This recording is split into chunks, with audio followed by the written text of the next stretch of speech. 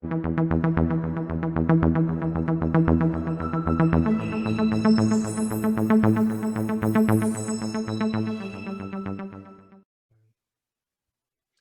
going on, everyone? This is Eric B. Horn, and welcome to another episode of the Eric B. Horn Pro Dev Experience, where I provide you with the tools, the tips, and resources to help you gain the competitive advantage in your career. And today's topic is a serious topic in a sense. It's getting more minorities to the corporate table. 2020 has been a whirlwind for a lot of people, specifically for minorities, with a lot of the social injustices and a lot of what most minorities know that's going on. It's a light that's being brought on not only from a personal perspective but also a professional perspective. So what I wanted to do today is bring on someone who is very near and dear to me. He's a trusted advisor. He's a professional. I initially met Reggie when he was the president of the Chicago chapter of the Black Data Processing Associates. And one of the things that impressed me most about Reggie was his overall professionalism, his stature, but then also how he is able to relate to individuals, mid-level professionals like myself, but then also able to have conversations and integrate himself with high-level professionals. So he can definitely, if you have a conversation with Reggie, he'll definitely give you some insights regardless of where you are in your career. So before we get into all of that, what I wanted to do is give a brief bio about Reggie. And this is brief because if I just give the bio, we'll be here all day long, right? But Reggie Rush is the newly promoted, and congratulations, Vice President of Client and Community Relationships at DivIHN Integration. With over 24 years of sales and business development, Reggie has become a trusted advisor to many key stakeholders across small, mid-cap, and Fortune 100 companies. Once again, anyone that's looking at listening to this podcast, definitely grab your pen and your notes, because any and every time that Reggie and I have a conversation, he gives me a wealth of relatable information. But without further ado, Reggie, welcome to the Eric B. Horn Pro Dev Experience. How you doing today? Eric, I'm doing really well. Thank you for that illustrious introduction, and thank you for the time today as well. I'm looking forward to the conversation. No problem. Based off of the conversations that you and I have, I've always said in the back of my head, more people need to hear what Reggie is saying. That's why when you are so relatable across so many levels of professionalism, and people can attest to this. Anytime that you have a conversation, you always have something wise to say, and a lot of the stuff that you tell me, I run with it, and it's worked out not only in my favor but also in my family's favor. And at the end of the day, you just want to help. You're not talking just to talk, because you have a lot of professionals out there that just do that, or you give more than you receive. So you are a key and noble individual when it comes to just being who you are. And I know that comes from just who you are as an individual. So more professionals like you need to be in the overall forefront. But based off of everything that we'll talk about today, if this is anybody's first time knowing who you are, who is Reggie Rush, and why is diversity and inclusion so important to you? Ooh, who is Reggie Rush? It's funny. I know as I was preparing for this discussion, uh, it's hard to talk about yourself, right? It's one of the hardest things to do. But when I think about who I am, I'm the same person at 66 that I actually started being when I was 9, 10, 11, 12 years old, right? I was a problem solver. You can always count on me to help people. And I could have conversations with kids and seniors at any level and be very comfortable. So it was always interesting with that. And I was always an entrepreneur and always trying to help people in the neighborhood. So I'm the same person then. I'm that trusted advisor. Uh, I'm that connector, right? And I'm that solutions provider, right? That's who Reggie is. So when it comes to the area of diversity and inclusion, because for the past couple of years, you have people that are really for diversity and inclusion. You also have people who are jumping on the bandwagon because they think it's the quote unquote thing right now. But based off of your experience, how is diversity and inclusion important to you? Well, I think it started with me when I look back at my early years in my career in corporate America. I've worked for a lot of pharmaceutical companies. I've worked for CPG industry companies like Colgate Palmolive, SC Johnson Wax. I was tired of being the only, or one of the few, right?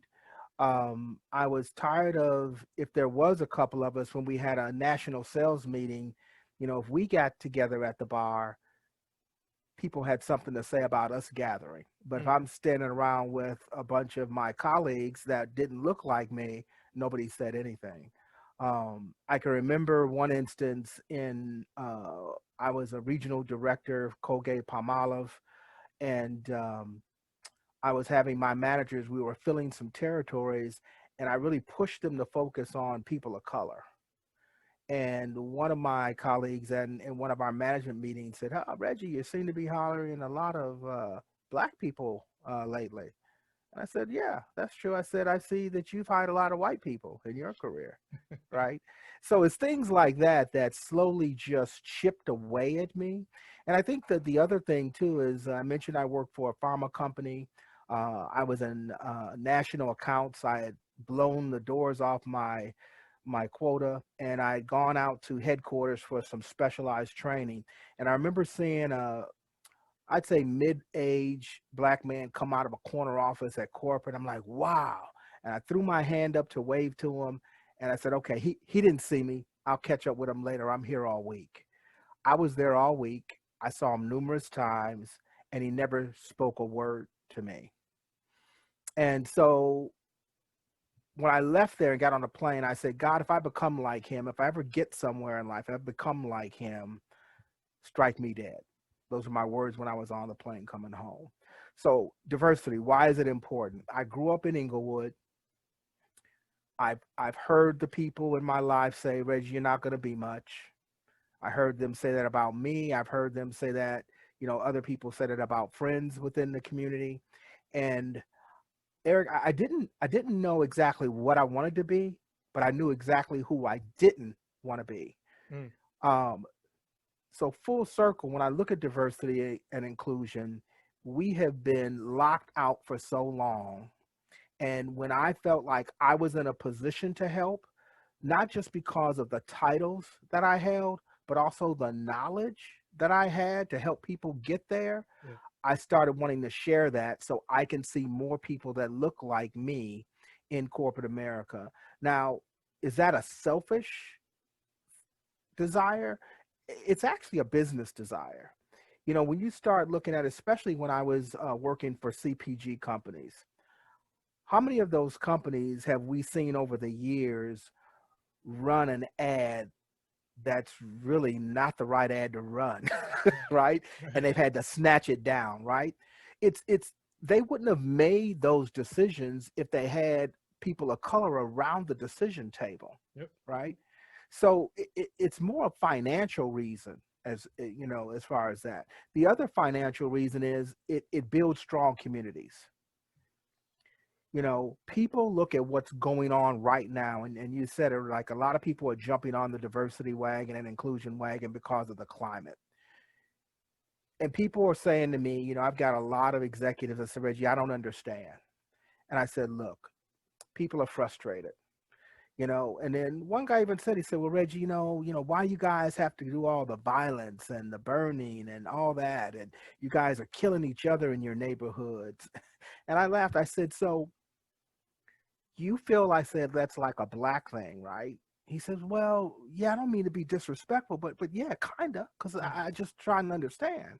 And I said to him, I said, have you ever read the book or saw the movie Lord of the Flies? Now, it's an old movie and an old book. Many of us had to read it in school. And the book is about uh, some children, some young boys, very affluent neighborhoods, very affluent homes, private school, on a plane going somewhere, and the plane crashes on an island. Once those young kids, white kids, well to do homes, intelligent in private schools, but once those kids saw there was no hope of getting off the island, they started forming tribes, killing each other, and eating each other. Mm, Cannibalism. mm. So, what do they think they're doing in our communities? They've stripped out all the resources, they've shut schools. So, in a sense, our communities are like small islands. So, if you see us doing similar things, it's not because we're black, it's doing it because we've lost hope and there's nothing on the island as far as resources to go around for everybody, just like those young men on that island. So it's not a black or white thing, it's a survival thing. So if people want our communities to thrive, we have to find ways of breathing hope back into those communities, No, whether they're black, brown, or poor white. That's it. So that's why diversity is so important to me. It's I want to see more people of color when I walk into a building and an office, but I also want to see people in the communities living better lives, and I also want to see corporate America making better decisions, and that's going to help them grow as well. no, it makes a lot of sense because at the end of the day, that all goes back to your willingness to help. And one of the things that you said that just stood out is you want to share the knowledge and share the expertise to bring more people of color in. And no, that's not selfish because just as a human, you want to make sure that you take care of your own, not leaving people out, but you want to make sure the people that you love and you care for and look like you and I, they have the best opportunities. They is there still we still have a sense of responsibility on our end once we are given these opportunities, and we'll talk about that later.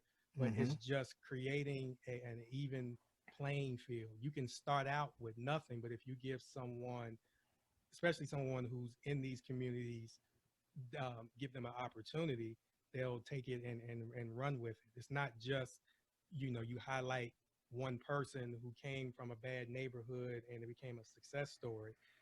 That success story was based off of people and other things that help push him or her to say, okay, there is other things outside of my block, outside of my certain location on whether it's the south side, the west side, or whatever have you. It's just showing those overall opportunities and giving someone the runway for them to take off, which makes a lot of sense. And actually, that kind of it's a great segue based off of the next question that I have. So, with you being the hard worker that you are, and once I heard that you were promoted to vice president of client and community partnerships, it was the first thing I thought about it's about time, right? You put in enough time and effort and energy Hmm. to showcase that you are the best person to be a vice president, and even more when it comes to the overall future of the company. But specifically, with you being the new VP of client and community partnerships, how are you going to leverage that to help put more minorities back to work? Hmm. Thank you for saying it's a long time coming. I think my CEO is he's very different kind of a human being in a sense, right? Number one, he knew that I've always had a foot or 2 feet in the community, and he believed that I let Reggie do that on my dime sometimes because he believed that if if he is a company and we within that company do the right things for the right reasons, money will come, Okay. business will come. So that's one advantage I had.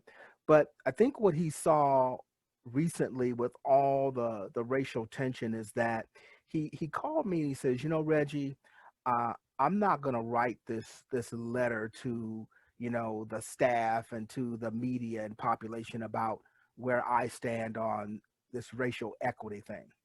He said, I don't want to be like these guys that are just out here writing letters. He says, we need to do something that has some impact. And so that's my charge. That's my charge with the community is how do we take what we do and how can we have a really direct impact within the community? Well, he knew that myself and one of my other leaders, we had put together some training programs for some of our customers that were having a hard time finding the right talent to bring into their organizations. Right now, he and I, my vice president of strategic sourcing, he and I are actually putting together a program, and internally we call it Black Lives Matter Impact Program. That's not going to be the name of it when we launch it, but basically what we're doing is we took a look at all the services that DivIHN has. We're a technology consulting company, and we've got a solutions division and a workforce solutions division. And within the solutions division, uh, there are a number of things that we do, right? There's M&A integration, there's digital learning and digitizing, there's cloud services as well, and then there's cyber, right? And so when we looked at those services, we thought, where's the biggest opportunity? Where's the biggest need? Cyber is growing by leaps and bounds. So what we're doing is we're trying to put together a cyber analyst training program that we can go into the community and find a good number of people, put them through training, get them certified, get them some opportunities, and then put them to work. So those are the kinds of things that we're going to be doing at DivIHN is really going into the community and pulling people up and giving them an opportunity. No, that's great because you are stepping into the community and pulling that talent out in a sense. I've seen other organizations that specialize in that, but it's a lot bigger than just throwing money into your boss's perspective, not just jumping on the bandwagon and just putting a campaign together to talk about where you stand when it comes to Black Lives Matters and social injustice. So you guys are taking a different approach, and it's more impactful because you're you're going to. It's more about action than just actually cutting a check. Because when we That's cut a right. check, we don't even necessarily know where that money is going to go or if it's going to the right people. But if you are specifically saying we are going to go into this neighborhood, and I love the fact, and I'm a little bit biased, I've come from a cybersecurity background. So like you said, you want to pull them and give them the resources in one of the hottest and most in demand uh, aspects of IT right now. So it puts them in perspective to say, this is what's needed. This is, you learn this stuff. It can put you in a situation where you have a strong career trajectory, because I see security is here to stay, and it's going to be Hmm. nothing going to do nothing but grow. But pulling people from the community and giving them the tools and the resources that they need to be successful is huge. And actually, that's once again, it's a great segue into the next question. So, as minorities, sometimes we are on the outside looking in when it comes to overall opportunities. And one of the things that you taught me was you have to be visible in so many aspects of visibility. And it's a lot bigger than just how you dress or how you show up in social media and things of that nature. But from your perspective, how can more minorities be more visible to secure these opportunities? Hmm. So I think visibility, like you said, takes on a lot of different aspects, right? Visibility is part of how you dress, right? It's that first impression when people see you. And I hear what people are saying. Well, look, I wanna be the original me when I go out, and I want to dress like this, and I want to look like that. Well, let's be real. Every industry has a uniform. Think about it. If you're in the military, you wear a uniform. If you're with the fire department, you have a uniform, right? Um, if you're a rapper, there's a uniform. Might not like it that much, but there's a uniform. If Mm, you're in the NBA or the NFL, there is a uniform you wear in order to be successful in those arenas. Well, corporate has a uniform as well. Now, it's shifted quite a bit, and the uniform you wear has given you a lot of range. But think of it this way. A lot of people ask me, Reggie, why do you still wearing a suit and tie on every day you go out the door? You know, when I was being raised, my mother used to say to us, don't go out the door disrespecting the family.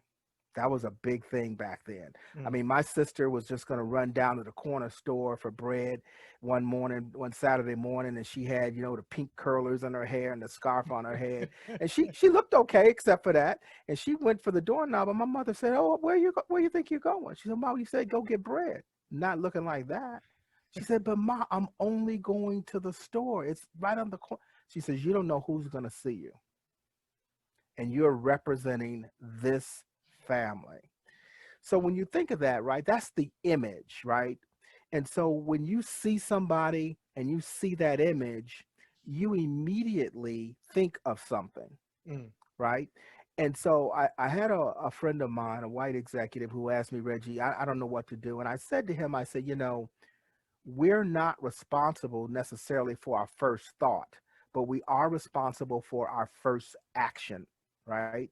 Mm. So no matter what you say, when people see people a certain way, they're going to think a certain thing.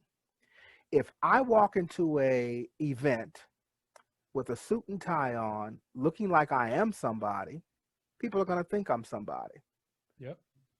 If I walk into the room dressed pretty shabby, like I'm just somebody maybe off the street, I could be somebody helping out with the event serving, that's who they're going to think I am. So you want to set the level of where you want to start the conversation. I don't want to start my conversations with people thinking I'm just some guy off the street. I want to start my conversations at a level that I'm an executive, I have some knowledge, and I'm there to do business in some form or fashion, and I can help them. I love to set the level of the conversation. Right. That's huge. And it's all about setting expectations. We do it every day in business. If there's a problem, and then the management team says, okay, well, we need to solve this problem, and the management the directors will say back to those executives, okay, well, let me set some expectations, because this is all the money we have. You want this done, here's the timing that it's going to take. He sets those expectations right up front. So it's something we do every day. When we date, when girl meets boy and boy meets girl, they set expectations Mm. immediately. The girl might say, depending on her ages, look, I'm looking to get married, not today, but I don't want to date just to be dating. I'm dating to get married eventually. She set an expectation. So these aren't things that we don't normally use in our day-to-day life. It's what we do every day. Just as a side note, do you Mhm. think as minorities we need to set more expectations of ourselves? Yes, we do. And we got to stop believing the hype. And the hype is, because we're black, we're less than. Because we're black, we don't have what it takes. You know, it's unfortunate now that we're hearing and seeing the movies of how great black people are and the things that they've done to really stand up America. Hmm. When you start looking at things like Hidden Figures, right? There are a dozen movies out today, and I call them the uncovered stories of successful black people, and how without those things those black people brought to bear, America would be struggling today. Right. So we're smarter than a lot of people think, but sometimes we don't believe it in ourselves. I mean, I had to go through that. I had two men in my life uh, that believed in me. My father was not in my life, but these two men believed in me and breathed life into me. In fact, one of them, he worked for Arthur Anderson. He Wow. was the Okay. first black man I knew that wore a suit and tie every day. He had a beautiful home in the south suburbs. He had a beautiful family, had 2 daughters. I was dating one of his daughters. That's how we got to know each other. This man and I built a relationship so strong that even after his daughter and I broke up, he and I still had a relationship. He co-signed for me to get my first car. Wow. Wow. That's how much he believed in me. Now, I told him when he co-signed, I said, look, I'm going to pay this off early. He says, Reggie, I'm not worried about it. I paid it off early. I called him and told him I paid it off. And he says, Reggie, I was never worried about it. He says, I've always admired you as a young man. He says, he said, I didn't have any sons, but he said, if I ever would have had a son, he said, I wish he would be like you.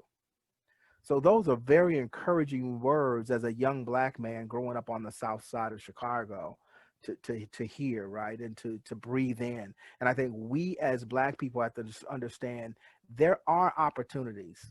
And you mentioned earlier, we talked about companies writing a check. Quite honestly, we don't want handouts. We want a hand up. And people might say, well, why do we need to give a hand up to Black people? Well, the U.S. has always been a country that assisted the underprepared. When immigrants have come to this company from day one, the people that were here always extended a hand up to those people that are coming into the United States. All we want is the same thing.